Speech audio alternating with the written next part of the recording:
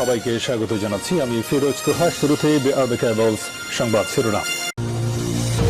শুরুতেই জানিয়ে দেব সংবাদ শিরোনাম, এরপর জানিয়ে দেব বিস্তারিত। প্রথমে জানিয়ে দেব 3 আগস্ট কেন্দ্রীয় শহীদ মিনারে কি করতে যাচ্ছে এনসিপি। জুলাই গণ অভ্যুত্থানের 1 বছর, দুপুরে স্মরণকলিপ, রাতে বিক্ষোভ।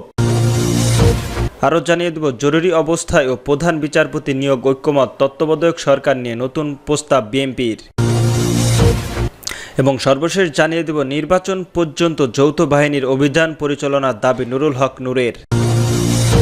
3 আগস্ট কেন্দ্রীয় শহীদ মিনারে কি হতে যাচ্ছে এনসিপি। জুলাই গণ অভ্যুত্থানকালে গত বছরের 3 আগস্ট রাজধানী ও কেন্দ্রীয় শহীদ মিনারে বিপুল সংখ্যক মানুষ সমাবেশের সরকার পতন ও ফ্যাসিবাদী বিলাপের এক দফা দাবি ঘোষণা করে হয়েছিল। সেই দিনটির বর্ষপূর্তি হচ্ছে আগামী মাসে। ইতিহাসের এই দিনের ওই কেন্দ্রীয় শহীদ মিনারে বড় জামায়াত করার চিন্তা করেছে জাতীয় নাগরিক পার্টির এনসিপির। জুলাই গণ অভ্যুত্থানের বর্ষপূর্তি উপলক্ষে এখন জেলায় জেলায় দেশ গড়তে জুলাই পদযাত্রা করেছে এনসিপি। ঢাকা গণ অভ্যুত্থানের সম্মুখীন সারি নেতা সারা দেশ চষে বেড়ালেও পথযাত্রা, কর্মসূচি, পথসভা ও সমাবেশগুলোতে বিপুল সংখ্যক মানুষের সমাগম ঘটেছে। এই পথযাত্রা চলবে জুলাই পর্যন্ত। এরপর 3 আগস্ট ঢাকা কেন্দ্রীয় শহীদ মিনারে সমাবেশ হবে। কেন্দ্রীয় শহীদ মিনারে এনসিপির যে সমকাল সমাবেশের কথা বলা হয়েছে সেখানে কি ঠিকই হবে তা নিয়ে রাজনৈতিক অঙ্গনে কৌতূহল রয়েছে। কারণ পদযাত্রা শুরুর আগে গত 9 জুলাই ঢাকা বাংলা মোটর দলের অস্থায়ী কেন্দ্রীয় কার্যালয়ে এক সংবাদ সম্মেলনে এনসিপির আহ্বায়ক নাহিদ ইসলাম ঘোষণা দিয়েছিলেন 3 আগস্ট কেন্দ্রীয় শহীদ মিনারে ছাত্র জনতার পক্ষ থেকে তারা জুলাই ঘোষণাপত্র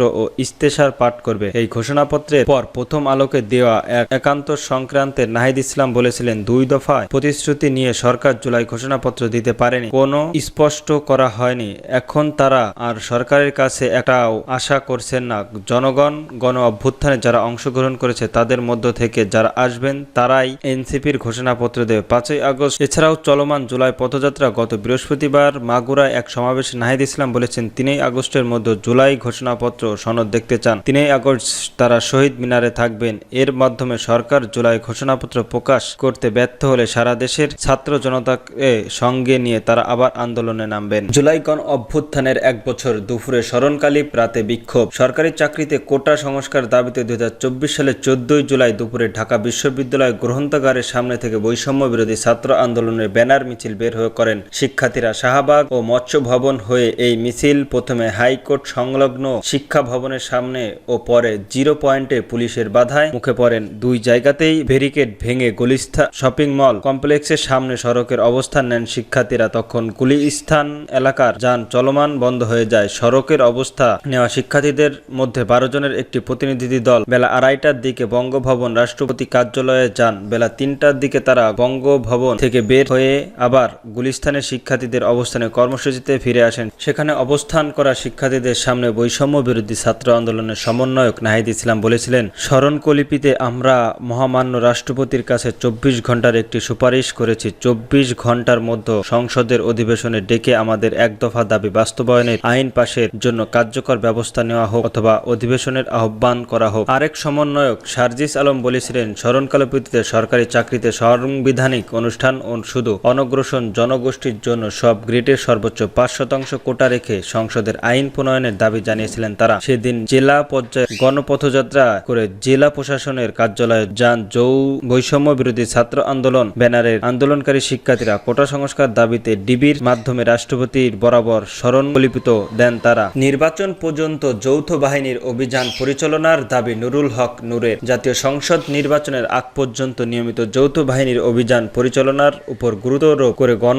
অধিকার পরিষদের সভাপতি নুরুল হক নুরু বলেছেন, সুস্পষ্ট তথ্য প্রমাণের ভিত্তিতে প্রথম যৌথ বাহিনীর অভিযান পরিচালিত হলে দেশের বিভিন্ন এলাকায় আইন শৃঙ্খলা পরিস্থিতি যে অবনতি হয়েছে বা বিভিন্ন অনাকাঙ্ক্ষিত ঘটনা ঘটেছে তা রোধ হবে। দেশের সামগ্রিক আইন শৃঙ্খলার পরিস্থিতি উন্নতি হতে পারে। দুপুরে চট্টগ্রাম প্রেস ক্লাবের ভিআইপি লাউঞ্জে সাংবাদিকদের সঙ্গে মতবিনিময় অনুষ্ঠানে নুরুল হক নুরু এসব কথা বলেন। তিনি বলেন, দেশের শিল্প এলাকায় একদম দুর্বৃত্ত আধিপত্য বিস্তার, চাঁদাবাজি ও টেন্ডার টেন্ডারবাজি চলছে। এগুলো নিরসনের জন্য নিয়মিত যৌথ বাহিনীর অভিযান পরিচালনার আবশ্যক হয়ে পড়েছে। অভিযান পরিচালনা করলে অস্থিতিশীলতা পরিস্থিতি থেকেও দেশ ও সাধারণ মানুষ রেহাই পাবে। চিহ্নিত অপরাধীদের আইনের আওতায় আনার লক্ষ্যে অভিযান পরিচালনা করতে হবে। কারখানার হামলা ভাঙচুরের পেছনে আসলে দেশি বিদেশি চক্রের ষড়যন্ত্র রয়েছে। দিন দিন হামলা ও ভাঙচুরের ঘটনা বাড়ছে। দেশের অস্থিতিশীলতা লক্ষ্যে যৌথ বাহিনীর নিয়মিত অভিযান চালানোর জরুরি একথা মন্তব্য করেন নুরুল হক নুরু। হাজারো শহীদের রক্তের বিনিময়ে দেশের একটি নতুন অধ্যায়ে প্রবেশ করেছে, অথচ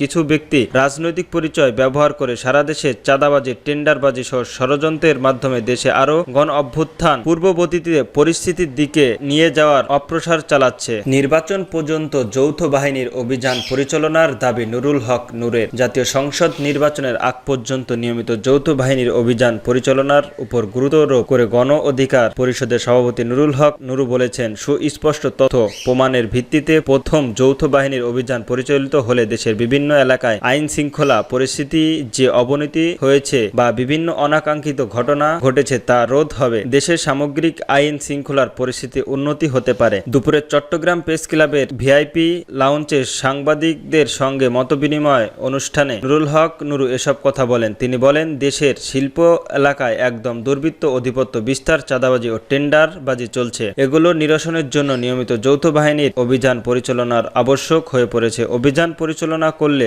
অস্থিতিশীলতা পরিস্থিতি থেকেও দেশ ও সাধারণ মানুষ রেহাই পাবে। চিহ্নিত অপরাধীদের আইনের আওতায় আনার লক্ষ্যে অভিযান পরিচালনা করতে হবে। কারখানার হামলা ভাঙচুরের পেছনে আসলে দেশি বিদেশি চক্রের ষড়যন্ত্র রয়েছে। দিন দিন হামলা ও ভাঙচুরের ঘটনা বাড়ছে। দেশের অস্থিতিশীলতা লক্ষ্যে যৌথ বাহিনীর নিয়মিত অভিযান চালানোর জরুরি একথা মন্তব্য করেন নুরুল হক নুরু। হাজারো শহীদের রক্তের বিনিময়ে দেশের একটি নতুন অধ্যায়ে প্রবেশ করেছে, অথচ কিছু ব্যক্তি রাজনৈতিক পরিচয় ব্যবহার করে সারা দেশে চাঁদাবাজি টেন্ডারবাজি সহ ষড়যন্ত্রের মাধ্যমে দেশে আরো গণ অভ্যুত্থান পূর্ববর্তীতে পরিস্থিতির দিকে নিয়ে যাওয়ার অপপ্রচার চালাচ্ছে।